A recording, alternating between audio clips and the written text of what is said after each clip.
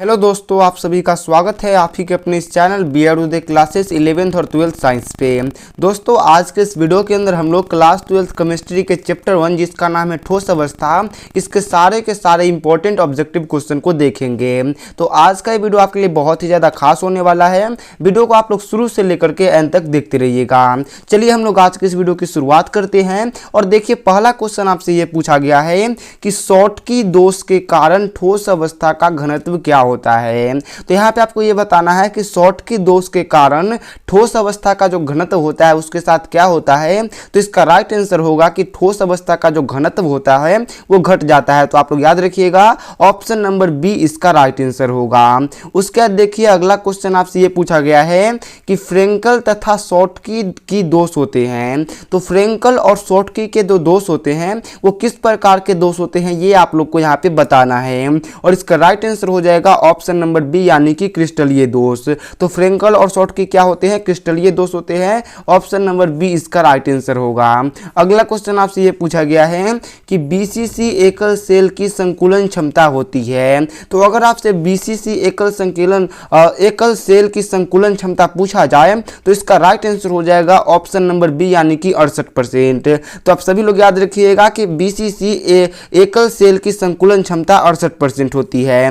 Next question देखिए, आपसे यह पूछा गया है कि एफसीसी एकल सेल की संकुलन क्षमता होती है। तो अगर एफसीसी एकल सेल की संकुलन क्षमता पूछा जाए तो वो आप लोग याद रखिएगा 74%, यानी कि 74%। तो इसका क्या हो जाएगा? Option number C right answer. अगला क्वेश्चन आपसे यह पूछा गया है कि ताप वृद्धि के साथ किसके विद्युत चालकता में कमी होती है। तो यहाँ पे आपको यह बताना है कि अगर ताप को बढ़ाया जाए तो कौन ऐसा पदार्थ है जिसकी विद्युत चालकता में कमी होगी। तो इसका राइट आंसर हो जाएगा सुचालक, यानी कि धात्विक चालक। तो आप लोग याद रखिएगा, ऑप्शन नंबर ए इसका राइट आंसर होगा। अगला क्वेश्चन आपसे ये पूछा गया है कि वह ठोस जिसमें शॉटकी एवं फ्रेंकल डिफेक्ट दोनों पाया जाता है उसको हम लोग क्या कहते हैं। तो यहाँ पे आपको उस ठोस का नाम बताना है जिसमें शॉटकी और फ्रेंकल डिफेक्ट दोनों पाया जाता है।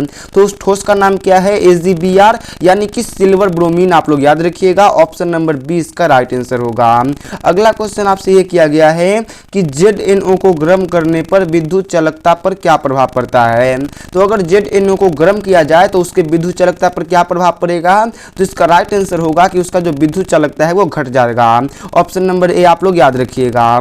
उसके बाद अगला क्वेश्चन आपसे ये कहता है कि क्रिस्टल में तल सममितीय, अक्ष सममितीय तथा केंद्र सममितीय की संख्या का अनुपात है। तो देखिए, क्रिस्टल मतलब होता है ठोस, और अगर आप बात किया जाए क्रिस्टल में, तो क्रिस्टल में जो तल सममितीय होती है उसकी संख्या 9 होती है, अक्ष सममितीय की संख्या होती है 13 और केंद्र सममितीय की संख्या होती है 1। तो अगर आप लोग इन तीनों का अनुपात निकालोगे तो अनुपात होगा 9:13:1, जो कि ऑप्शन नंबर सी में है। तो ऑप्शन नंबर सी इसका राइट आंसर होगा। उसके बाद अगला क्वेश्चन आपसे ये कहता है कि निम्नलिखित में से किसमें द्विध्रुव आघूर्ण ज्यादा है। तो इन चारों में से द्विध्रुव आघूर्ण किसमें ज्यादा है ये आप लोग को बताना है। और देखिए, सबसे ज्यादा द्विध्रुव आघूर्ण किसमें होता है, तो वो होता है क्लोरोफ्लोरोकार्बन, यानी कि CH3Cl2 में। तो आप लोग याद रखिएगा, ऑप्शन नंबर बी इसका राइट आंसर होगा।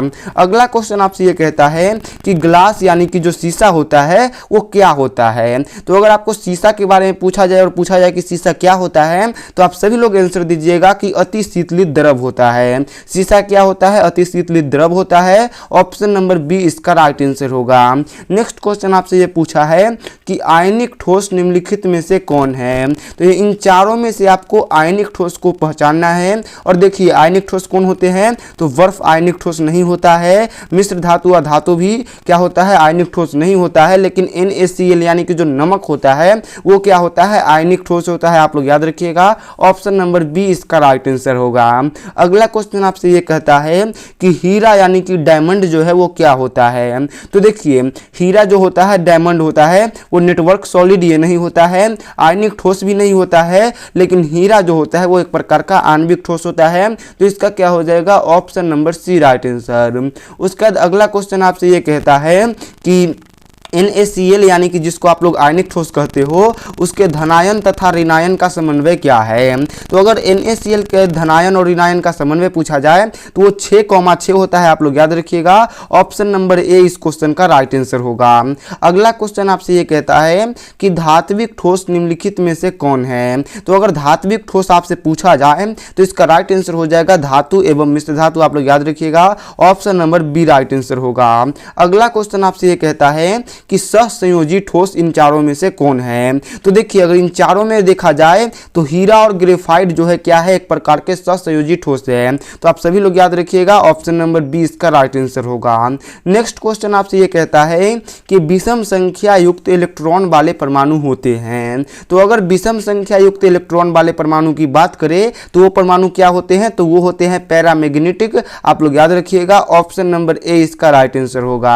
अगला क्वेश्चन आपसे ये कहता है कि BCC यूनिट सेल में एटम्स की संख्या होती है। तो BCC यूनिट सेल में एटम की संख्या यानी कि परमाणु की संख्या कितनी होती है? तो वो 2 होती है, आप लोग याद रखिएगा। ऑप्शन नंबर बी इसका राइट आंसर होगा।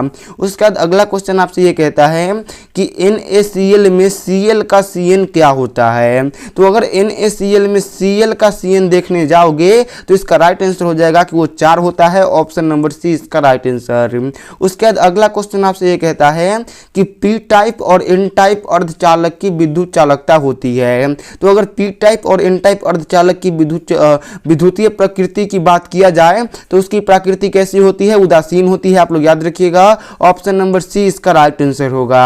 अगला क्वेश्चन आपसे ये पूछा गया है कि किस क्रिस्टल संरचना में सीमित पैकिंग अधिकतम होता है? तो कौन ऐसा क्रिस्टल संरचना है जिसमें सीमित पैकिंग सबसे ज्यादा होता है? तो इसका राइट आंसर हो जाएगा ऑप्शन नंबर बी यानी कि FCC। उसके बाद अगला क्वेश्चन आपसे ये पूछा गया है 21 नंबर क्वेश्चन कि क्रिस्टल तंत्रों की संख्या होती है। ये भी इंपॉर्टेंट क्वेश्चन में से एक क्वेश्चन है। और क्रिस्टलीय तंत्रों की संख्या कितनी होती है? तो वो 7 होती है। ऑप्शन नंबर ए इसका राइट आंसर होगा।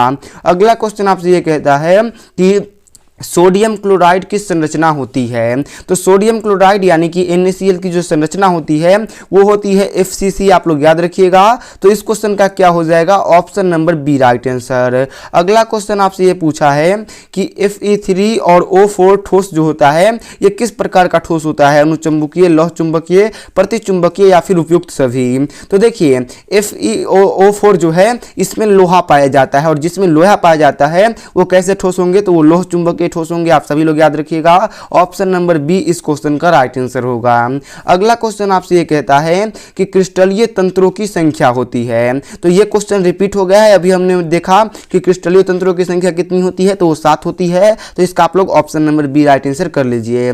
अगला क्वेश्चन आपसे ये कहता है कि ग्रेफाइट की संरचना होती है। तो ग्रेफाइट जो होती है उसकी संरचना किस प्रकार की होती है आप लोग को बताना है। और आप सभी लोग याद रखिएगा कि ग्रेफाइट की जो संरचना होती है वो हेक्सागोनल होती है। क्या होती है? हेक्सागोनल। ऑप्शन नंबर सी इसका राइट आंसर। अगला क्वेश्चन आपसे ये कहता है कि C6H6 यानी कि बेंजीन जो है वो कैसा पदार्थ है? तो बेंजीन आप सभी लोग को पता होना चाहिए कि प्रतिचुंबकीय पदार्थ है। कैसा है? प्रतिचुंबकीय पदार्थ। तो इसका क्या हो जाएगा? Option number C right answer. अगला क्वेश्चन आपसे ये पूछा गया है कि क्रिस्टल होते हैं। तो क्रिस्टल यानी कि जो क्रिस्टलीय ठोस होते हैं वो कितने प्रकार के होते हैं? तो आप सभी ने चैप्टर के शुरुआत में ही पढ़ लिया होगा कि जो क्रिस्टल होते हैं वो कितने प्रकार के होते हैं? तो 4 प्रकार के होते हैं। तो इसका हो जाएगा ऑप्शन नंबर बी बिल्कुल ही राइट आंसर। उसके बाद देखिए, अगला क्वेश्चन आपसे ये कहता है कि FCC के जालक में कितने परमाणु होते हैं? तो अगर FCC के बारे में आपसे बात किया जाए तो आप सभी लोग याद रखिएगा कि FCC के जालक में परमाणुओं की संख्या कितनी होती है? तो वो 4 होती है। आप सभी लोग याद रखिएगा। ऑप्शन नंबर इसका हो जाएगा डी बिल्कुल ही राइट आंसर। उसके बाद देखिए अगले क्वेश्चन को। तो अगला क्वेश्चन आपसे ये कहता है कि विभिन्न प्रकार के क्रिस्टलों में जालक व्यवस्था की कुल संख्या कितनी होती है? तो अगर आपसे जालक व्यवस्था की कुल संख्या पूछ लिया जाए तो इसका राइट आंसर हो जाएगा 14। आप लोग याद रखिएगा। ऑप्शन नंबर डी बिल्कुल ही राइट आंसर होगा। अगला देखिए 30 नंबर क्वेश्चन आपसे ये कहता है कि ऊष्मा और विद्युत का अच्छा चालक है। तो ऊष्मा और विद्युत का अच्छा चालक कौन होता है? तो आप सभी को पता है कि ऊष्मा और विद्युत का सबसे अच्छा चालक कौन होता है? तो वो होता है, आप सभी लोग याद रखिएगा, ग्रेफाइट। ठीक है, ऑप्शन नंबर क्या हो जाएगा इसका? बी बिल्कुल ही राइट आंसर। तो चलिए दोस्तों, हम लोग आज के इस वीडियो को यहीं पे एंड करते हैं। अगर आप लोग को इसका पीडीएफ बिल्कुल ही फ्री में चाहिए तो उसके लिए आप लोग इस वीडियो के नीचे डिस्क्रिप्शन में जाइए, वहां पे आपको टेलीग्राम चैनल का लिंक मिलेगा। उस लिंक से आप लोग टेलीग्राम चैनल को ज्वाइन कीजिए, वहीं पे आपको इसका पीडीएफ दे दिया जाएगा। बाकी अगर आप लोग को ये वीडियो पसंद आया होगा तो इस वीडियो को लाइक कीजिएगा, अपने दोस्तों के साथ इस वीडियो को शेयर कीजिएगा, और ऐसे ही और वीडियो देखने के लिए आप लोग चैनल को सब्सक्राइब कर सकते हो। तो मिलते हैं आपसे किसी और वीडियो में किसी और टॉपिक के साथ, तब तक के लिए बाय बाय।